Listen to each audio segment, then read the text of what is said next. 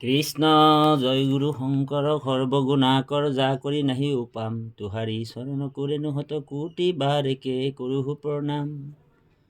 জয় গুৰু শংকৰ। আজি আমাৰ অকণমান আমি আপোনাসৱৰ চৰণত ভক্তিপূৰ্ণ সেৱা জনাইছোঁ, নৱবৰ্ষ শুভেচ্ছা জ্ঞাপন কৰিছোঁ। আৰু খুব কম সময়ৰ ভিতৰত 20 মিনিট 10 মিনিট এনেকুৱা সময়ৰ ভিতৰতে আপোনাসৱক আজি গৃহত থকাৰ কাৰণে আমি আজি এটা ভিডিঅ' আপোনাসৱৰ মাজত প্ৰকাশ কৰিব বিচাৰিছোঁ। আমাৰ এজন ব্যক্তিয়ে ছ'চিয়েল মিডিয়াত মানে আমাৰ গুৰুজনাক মায়াগুৰু বুলি কৈছে আৰু কৃষ্ণ শ্ৰেষ্ঠ দেৱতা নহয় বুলি তেওঁ ব্যাখ্যা কৰি আছে। অৱশ্যে গতিকে আমিও আজি ঘৰত আছিলোঁ, এনেতো আমি সমাজ ৰাইজৰ মাজতে থাকোঁ প্ৰায়। আজি গৃহত আছোঁ বিহু বুলি, আৰু আপোনাসৱৰ চৰণতো আমি ভক্তিপূৰ্ণ বিনম্ৰতাৰে সেৱা জনাইছোঁ আৰু বিহু শুভেচ্ছা আপোনাসৱৰ চৰণত আগবঢ়োৱা হৈছে। আপোনাসৱৰ দিনবিলাক যাতে সদায় মধুময় সুখময় হয়, জগত কল্যাণ হওক, পৰহিংসা আৰু যিবিলাক পৃথিৱীত অধৰ্ম হৈ আছে সেইবিলাকৰ পৰা নাশ হওক আৰু জগতত শুদ্ধ সনাতন সত্য ধৰ্ম প্ৰচাৰ হওক। আমি ইয়াৰ কামনাৰে আপোনাসৱৰ মাজত এই ভিডিঅ'টো আগবঢ়াইছোঁ। আমাৰ জগতগুৰু শ্ৰীমন্ত শংকৰদেৱে যি হৰিনাম ধৰ্ম প্ৰচাৰ কৰিছিলে, সেই হৰিনাম ধৰ্মটো হৈছে একশৰণ হৰিনাম ধৰ্ম। আৰু আমাৰ গুৰুজনাই যিটো ধৰ্ম প্ৰচাৰ কৰিছে মূলতে সেইটো নৱবৈষ্ণৱ ধৰ্ম বুলি কোৱা হয়। আচলতে আমাৰ আগত বৈষ্ণৱ ধৰ্মটো আছিলে, নিজকে বৈষ্ণৱ বুলি মানুহবিলাকে কয়, কিন্তু বৈষ্ণৱৰ যিটো বিধান, বৈষ্ণৱ যেনেকুৱা থাকিব লাগে বা বৈষ্ণৱৰ আচৰণ, বৈষ্ণৱৰ সদাচাৰ, সেই আচৰণবিলাক বা সদাচাৰবিলাক দেখা পোৱা নোযোৱাৰ কাৰণে গুৰুজনাই কলিযুগে পূৰ্ণ অংশ অৱতাৰে আবিৰ্ভাৱ হ'ল আৰু অৱতাৰ হোৱাৰ পিছত কলিযুগৰ লোকসকল পাপত পতিত হোৱাৰ কাৰণে কলিযুগক পতিত আৰু অন্তৰ্জাতিক নিস্তাৰৰ কাৰণে গুৰুজনাই শংকৰ স্বৰূপে অৱতাৰ হ'ল। আৰু এই কথাটো গুৰুচৰিত পুথিতো পোৱা হয়। ইয়াতে কৈছে, আনো বাৰ অৱতাৰ ধৰন্ত ঈশ্বৰ কৃষ্ণ, খণ্ডিবাৰ পৃথিৱীৰ ভাৰ, অন্তৰ্জাতি পতিতক নিস্তাৰ কাৰণ হেতু, এইবাৰে ভৈলন্ত অৱতাৰ। এবাৰ গুৰুজনাই অৱতাৰ হৈছে আৰু অন্তৰ্জাতি পতিতক মানুহে, এচাম মানুহে ঘৃণাৰ চকুৰে চাইছিলে আৰু কোনো জেগাত তেওঁলোকৰ বিশেষ স্থান নাছিলে। সেইকাৰণে গুৰুজনাই কৃপা কৰি আমাক সেই মুখ্য পদ আৰু যে ব্ৰাহ্মণৰ চাণ্ডালৰ নিবিচাৰি কুল, দাতাতো চুৰতো যাৰ দৃষ্টি এক তুল। আৰু এই যিটো ধৰ্ম দৰ্শন, ঐক্যবাদ আৰু সাম্যবাদৰ যিটো ধৰ্ম দৰ্শন আৰু লগতে ভক্তিবাদ ধৰ্ম দৰ্শনটো আমাৰ গুৰুজনে আমাক আগবঢ়ালে। সেয়ে আমি এজন তেওঁ শৈৱ মানুহ, শৈৱ আচলতে যি শিৱক পূজা কৰে তাক শৈৱ বুলি কয়, শৈৱ। আৰু যি বিষ্ণুক পূজা কৰে তাক বৈষ্ণৱ বুলি কোৱা হয়। যি গণপতি গান্য বুলি কৈছে, যি গণেশক পূজা কৰে, আৰু যি শক্তিক পূজা কৰে তাক শাক্ত বুলি কোৱা হয়। এই চাৰি প্ৰকাৰৰ মানুহে চাৰি ধৰণৰ ইষ্ট দেৱতাক পূজা কৰে। কাৰো পূজা বিধি নিয়মবিলাকক আমি উলংঘা কৰিবলৈ কোৱা নাই আমাৰ গুৰুজনাই। ভাগৱত ধৰ্মই কাকো নিন্দা কৰিবলৈ শিকোৱাও নাই। কাৰণ আমাৰ গুৰুজনাই কৈছে, আন দেৱ নবন্দিবা আৰু নিনিন্দিবা। বন্দনাও কৰিব মানা কৰিছে আৰু নিন্দা কৰিবও মানা কৰিছে। আমাৰ কেৱল আমাক গুৰুজনাই কৈছে, কৃষ্ণ এক দেৱ দুখহাৰী, কাল মায়াদিৰো অধিকাৰী। তেওঁৰ চৰণতে শৰণ লৈ আমি গুৰুজনাৰ যি চাৰি বেদ, দশম, কীৰ্তন, ঘোষা আৰু ৰত্নাৱলী, এই চাৰিখন আমাৰ বেদ। সেই বেদৰ মতে আমাক চলিবলৈ আৰু কৃষ্ণদেৱক পূজা কৰিবলৈ কাৰণে যি গুড় ৰহস্য, গুড় ভক্তি, এই কথাটো আমাক শিকাইছে। আৰু কৃষ্ণ কিয় শ্ৰেষ্ঠ দেৱতা হ'ল, এইটো ভাগৱতত বেদব্যাসে নিৰূপণ কৰিছে। কৃষ্ণ ব্ৰহ্ম হয়, বোলে ব্ৰহ্মই নহয় পৰম ব্ৰহ্ম হয়, এই কথাটো বেদব্যাসে নিৰূপণ কৰিছে। এতিয়া মানুহবিলাকক আমি ক'লে মানে কথাবিলাক ভুল প্ৰচাৰ কৰিছে, শাস্ত্ৰসন্মত নহয়, এনেকুৱা কথাবিলাক আমাক কয়। কিন্তু কথা হ'ল কি, সেই প্ৰভু সমস্ত আপোনাসৱক সেৱা জনাই আমি কৰিছোঁ যে আমাৰ নিজৰ ফালৰ পৰা ক'বলগীয়া একো কথা নাই। শাস্ত্ৰই যিটো আমাক কৈছে সেই কথাখিনিয়ে আপোনাসৱৰ মাজত আমি প্ৰকাশ কৰিছোঁ। শাস্ত্ৰক প্ৰথমে আপোনালোক বিশ্বাস কৰক। এই অনিল তাঁতী নামৰ জীৱটোক বিশ্বাস কৰিবলৈ কোৱা নাই। গতিকে শাস্ত্ৰৰ সন্মত, শাস্ত্ৰৰ সিদ্ধান্ত, শাস্ত্ৰৰ গূঢ়াৰ্থ এইবিলাক আপোনালোক চৰ্চা কৰি সুন্দৰভাৱে নিজে অধ্যয়ন কৰক। কাৰণ আমাৰ গুৰুজনাই কৈছে স্ত্ৰী শূদ্ৰ অন্তজাতি সকলোৱে ভাগৱত পঢ়িবও পাৰে আৰু বুজিবও পাৰে। সৰল সহজ ভাষাত আমাৰ গুৰুজনাই 18,000 সংস্কৃত শ্লোকৰ পৰা 14,009টা ততোধিক শ্লোকত পদবন্ধ কৰিছে। গতিকে সকলোৱে এই ভাগৱতৰ ৰস আস্বাদন কৰি জীৱন্তে মুক্ত হোৱাৰ যিটো বাট সেইটো মুকলি কৰি দিছে। ভকতি ভাণ্ডাৰ দ্বাৰা হ'ব চুৰি, মুকুতি কৈলি উদাস, এক শৰণ হৰি নাম ধৰ্ম ৰাজা কৰো কৰো প্ৰকাশ। গতিকে শিৱ সৃষ্টি ক'ৰ পৰা হৈছিলে, ব্ৰহ্মা সৃষ্টি ক'ৰ পৰা হৈছিলে, আৰু ৰুদ্ৰৰ সৃষ্টি ক'ৰ পৰা হৈছিলে, বিষ্ণুৰ সৃষ্টি ক'ৰ পৰা হৈছিলে, এই আটাইকেইটা কথা ভাগৱতত আছে। আৰু তথ্য আৰু প্ৰমাণ সহকাৰে আপোনাসৱৰ মাজত প্ৰকাশ কৰিবলৈ আগবাঢ়িছোঁ। আমাৰ পাঠত আছে আমাৰ পৰম শ্ৰদ্ধাৰ মানৱ তাঁতী বাপ কৃষ্ণ, আৰু তেখেতে অধ্যয়ন কৰিব। আপোনাসৱক আমি ভিডিঅ'টো একদম সুন্দৰভাৱে লৈ যাম আৰু ইয়াৰে আমি 20 মিনিট চৰ্চা কৰিম। তাৰপিছত আমি আপোনাসৱৰ মাজত প্ৰকাশ কৰিম। কৃষ্ণ জয় গুৰু শংকৰ। কৃষ্ণ।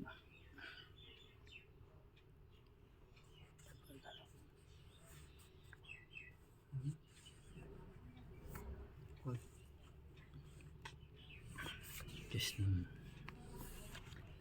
সাত দ্বীপ সাতু সাগৰৰ এহি স্থিতি, দুগুণে কাঞ্চন ভূমি আশয় চতুৰ ভৃতি, তাক বেঢ়ি আশয় পৰ্বত লোকালোক, তাৰ হি ভীতিৰ কথা সবে শুনিও ক, পৰ্বতৰ বাহিৰত ঘোৰ অন্ধকাৰ, নাহি একো আৰ তাত প্ৰাণীৰ সঞ্চাৰ,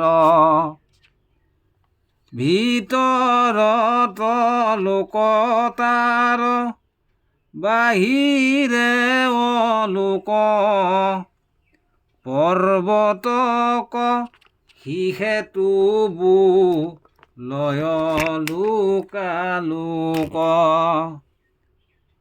অৰ্ধে ঊৰ্ধে বাহিৰত ঘোৰ অন্ধকাৰ, নাহি চন্দ্ৰ সূৰ্য একো প্ৰাণীৰ সঞ্চাৰ, মহাজ্যোতি পুঞ্জ আছে তাহাৰ হি ভীতি, দেৱে দেখিবাক যাৰ নপাৱে দীপিতি।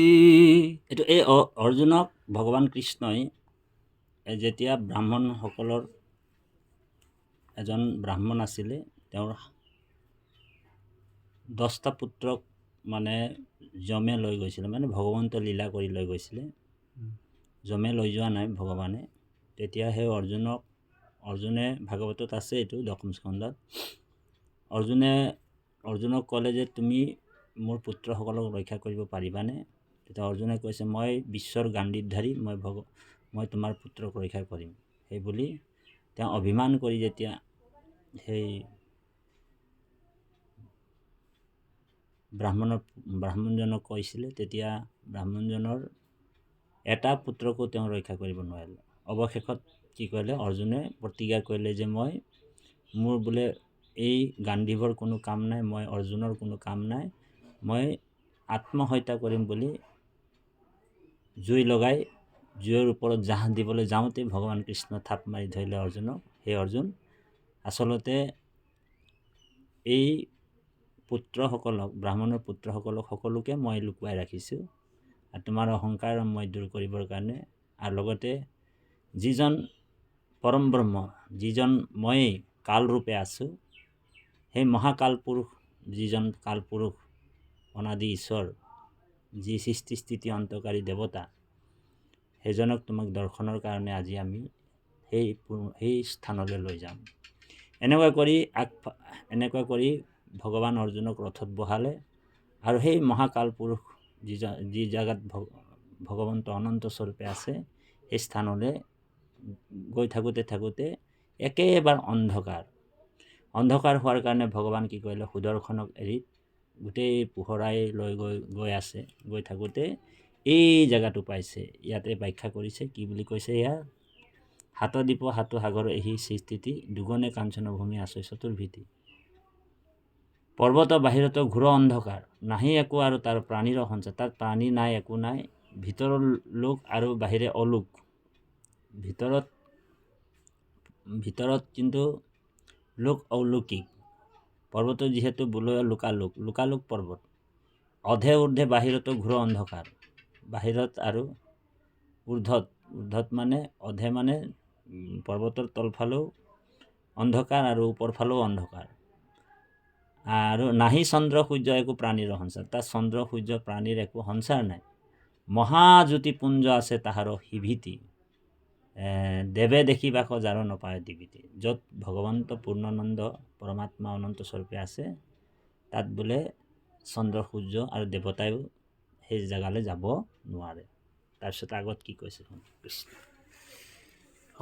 তাক বেঢ়ি আছে মহা জলে বহু দূৰ, তাহাৰ ভিতৰে আছে মহাকালপুৰ। কৃষ্ণ মহাৰত্নময় তাতে আছয় গৃহ এক, লগাই আছে স্ফটিকৰ স্তম্ভ হাজাৰক। কৃষ্ণ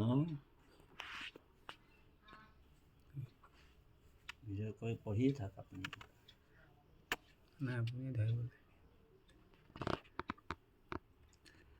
অগৃহৰ মধ্যত মহা অনন্ত হৈ জাত, একৰূপে ঈশ্বৰ পুৰুষ আছে তাত। জলকোশোভিতি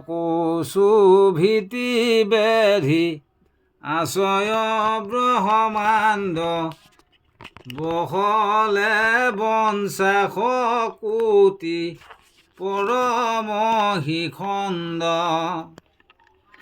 কহিলো প্ৰমাণ পৃথিৱীৰ হেন স্থান, আৱে ব্ৰহ্ম সৃষ্টি কহো শুনা বিদ্যমান। এহি মতে ত্ৰিজগত কৰিলা নিৰ্মাণ, নকৰে প্ৰকাশ কিছু যেন শূন্য স্থান। হেন দেখি চিন্তিলন্ত ঈশ্বৰে আপোনে ভৈল তাৱৈখনে তিনি মূৰ্তি তিনি গুণে। ভগৱান কৃষ্ণই এই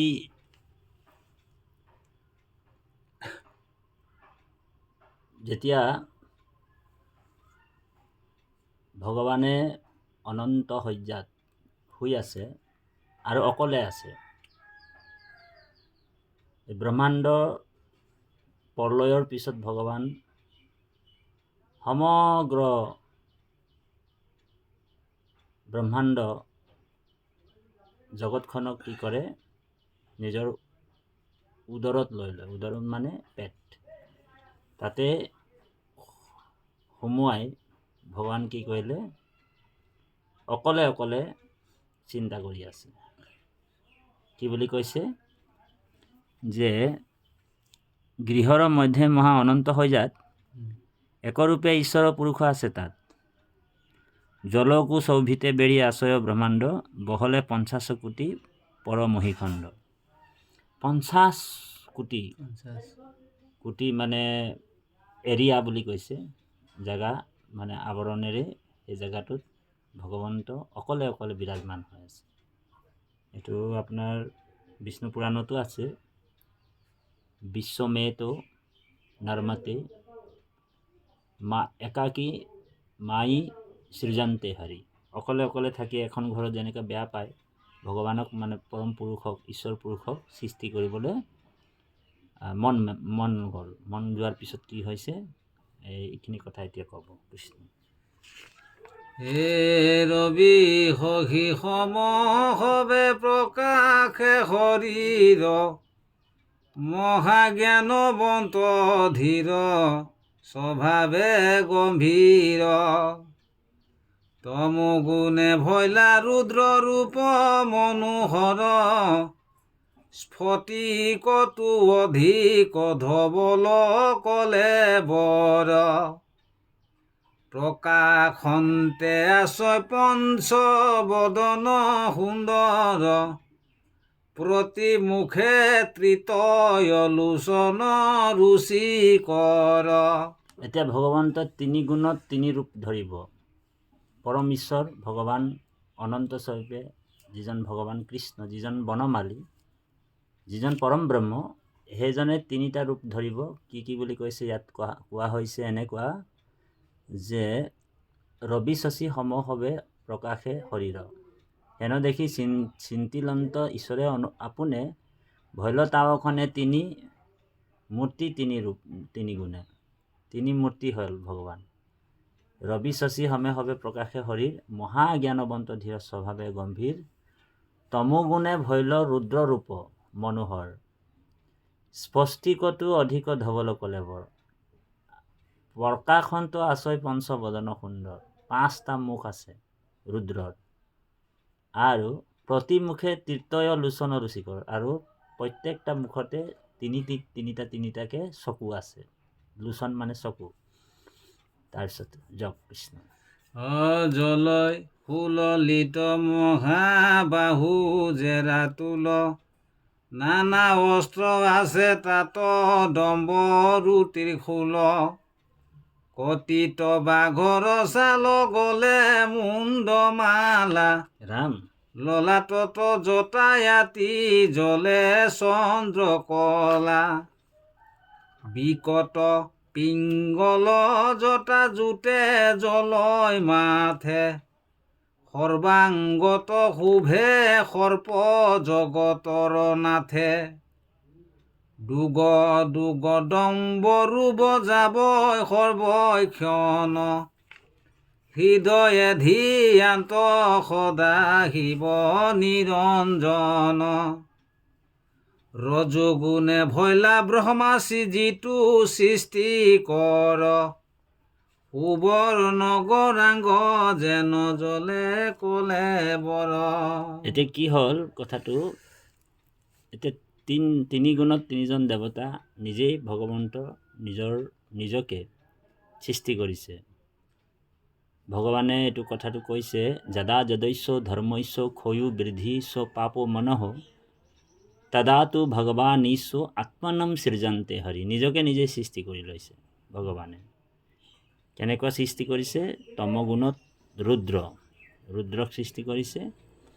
আৰু ৰুদ্ৰৰ কি আছে বুলি কৈছে? নানা অস্ত্ৰ আছে তাত ডম্বৰু ত্ৰিশূল, কটিত বাঘৰ ছাল গলে মুণ্ডমালা, ললাটত জটা আতি জলে চন্দ্ৰ কলা, বিকট পিংগল জটা জোটে জলৈ মাথে, সৰ্বাংগ শুবে সৰ্প জগতৰ নাথে, দুগ দুগ ডম্বৰু বজায় সৰ্বৈখন, হৃদয়ে ধ্যান্ত সদা শিৱ নিৰঞ্জন।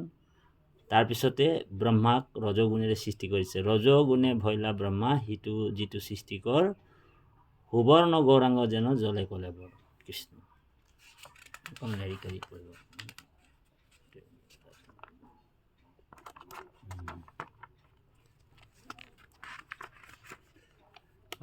গলত উতৰি নৱগুণে শুভই তাতে, কৰে কমণ্ডলু জয়পমালা আউৰ হাতে, হৃদয়ত ধ্যান্ত ব্ৰহ্মকয় অবিচ্ছেদ, মুখে উচ্চাৰন্ত উচ কৰি চাৰি বেদ, আচন্ত গভীৰ ভাৱে পাছে সৃষ্টি কৰে, শুনা বিষ্ণু অৱতাৰ ইয়াত অনন্তৰে।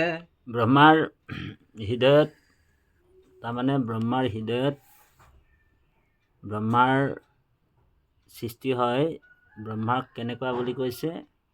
গলত উত্তৰি নৱগুণ শুভই তাতে, কৰে কমণ্ডল জপমালা আউৰ হাতে, হৃদয়ত ধ্যান্ত ব্ৰহ্মক অবিচ্ছেদ, মুখে উচ্চাৰন্ত উচ্চ কৰি চাৰি বেদ। ব্ৰহ্মা চাৰি মুখৰ পৰা চাৰি বেদ আৰু ব্ৰহ্ম ধ্যান কৰি আছে। তাৰপিছতে এতিয়া বিষ্ণুৰ সৃষ্টি। শুনা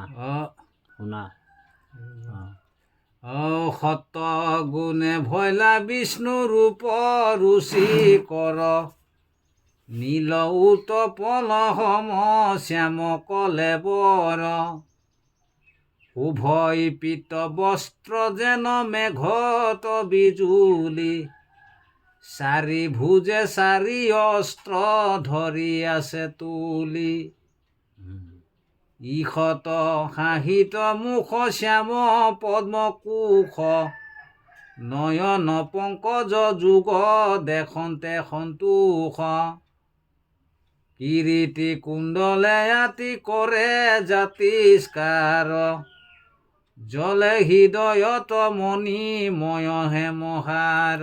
বিষ্ণুৰ ৰূপটো অতি সুন্দৰ আৰু বহুত ধুনীয়া ৰূপ, ভুৱন মোহিনী ৰূপ। নীল উৎপল সম শ্যাম কলেবৰ, শুভই পীত বস্ত্ৰ যেন মেঘত বিজুলি, চাৰি ভুজে চাৰিখন অস্ত্ৰ আছে। আৰু ইমান ধুনীয়া ৰূপ ভগৱানৰ, এই কথাটোকে ইয়াত প্ৰকাশ কৰিছে কৃষ্ণ। অধৰ অৰুণ অধৰ চাৰু দশনৰ শাৰী, কংকনকে কুৰ ৰঞ্জে মহাভুজ চাৰি, আপাদলম্বিত পঞ্চ বৰ্ণ বনমালা, কটিততে পঞ্চৰত্ন প্ৰকাশে মেখলা, পদ পংকজত জলয় ৰত্নৰ নুপুৰ, যাক দৰ্শনে হৱে মহা দুখ দূৰ, হৰই ভকতৰ দুখ অৰুণ চৰণ, পাত কি উত্তৰই যাৰ কৰিয়া কীৰ্তন। ভকতৰ দুখ হৰণকৰ্তা, পতিত পাৱন আৰু পাতকীও তৰৈ যাৰ কৰিয়া কীৰ্তন।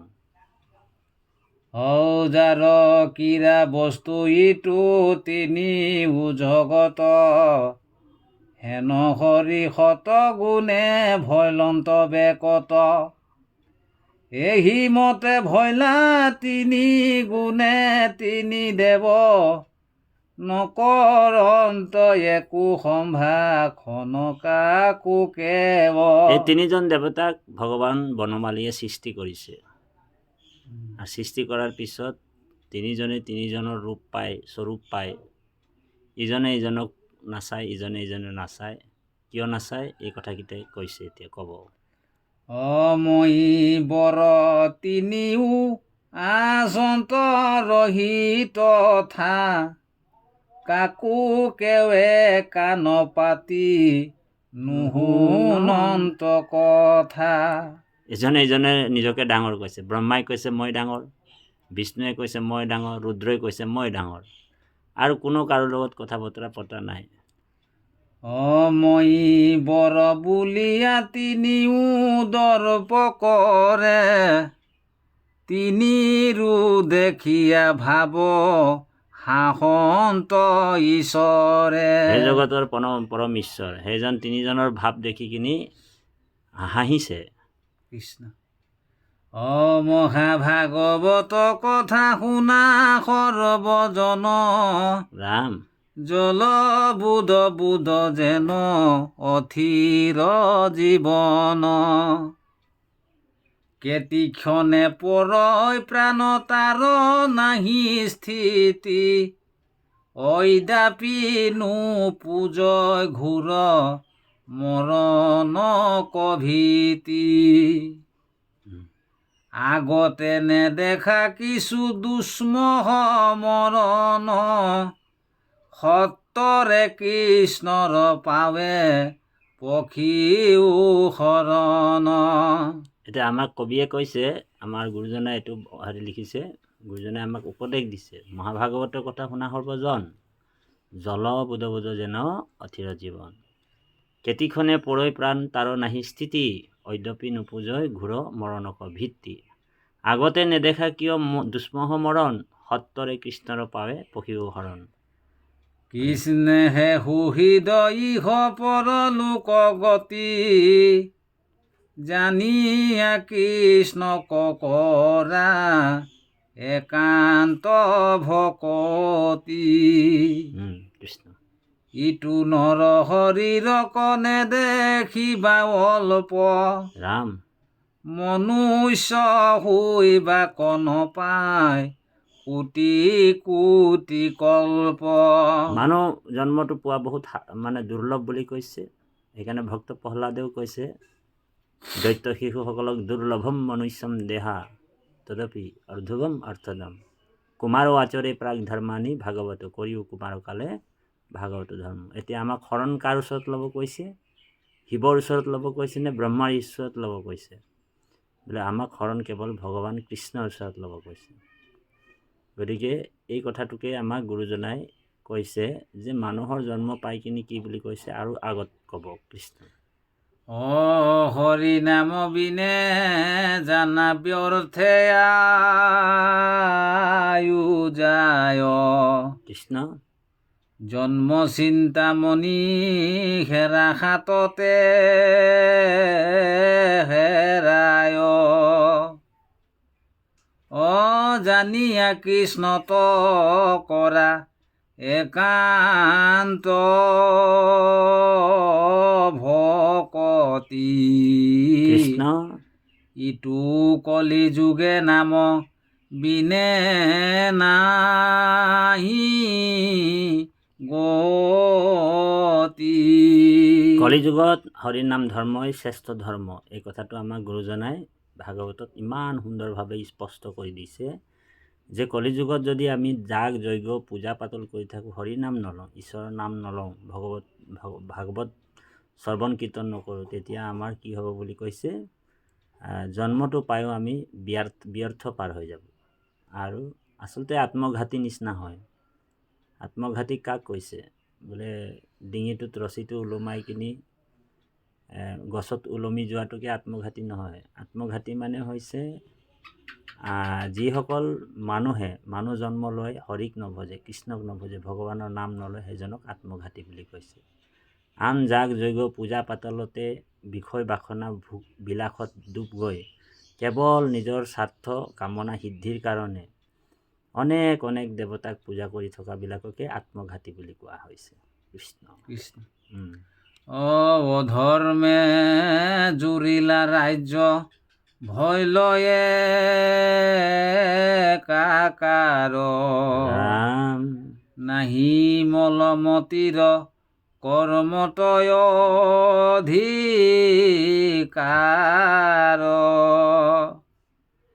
শুনা সামাজিক নৰ এৰায়ান কাম কৃষ্ণ